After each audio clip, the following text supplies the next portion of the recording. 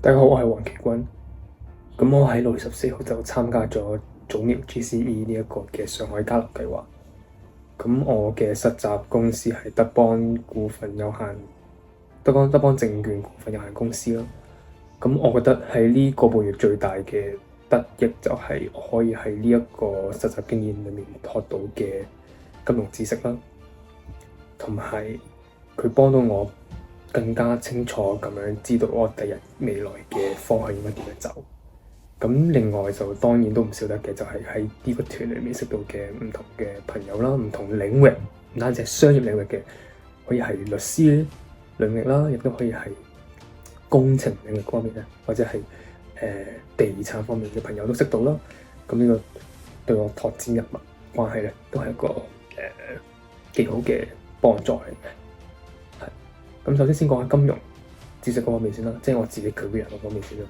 咁我就喺呢個過程裏面咧，就知道咗證券公司係點樣運作㗎啦，有咩部門啦，咁佢哋部門之間係點樣協調啦，主要做啲乜嘢啦。咁係啦，咁雖然我自己係一個實習生啦，當然接觸到嘅公司嘅業務唔會話係好深入啦。咁但係我喺呢個過程裏見到我上司或者見到我嘅同事做嘅嘢，我當中都學到唔少嘅嘢。係咯，咁佢都令到我知道咗成為一個成功嘅，或者係叫做稱職或者一個合格嘅金融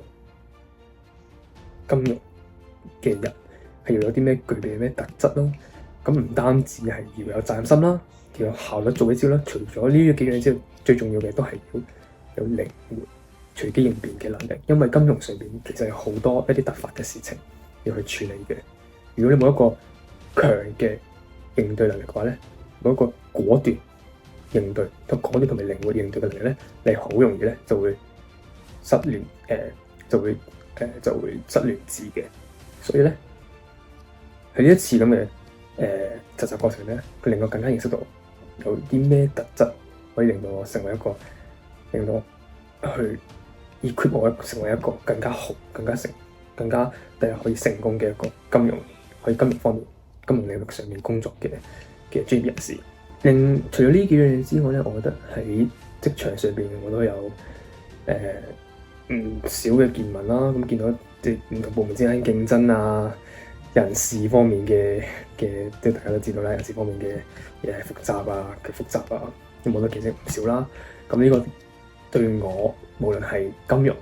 如果我想做金融嘅，或者係想做其他唔同方面嘅事情，或者唔同方面嘅工作，都係好有大幫助。因為我知道大家知道出嚟做嘢咧，點都係離唔開人同埋事嘅。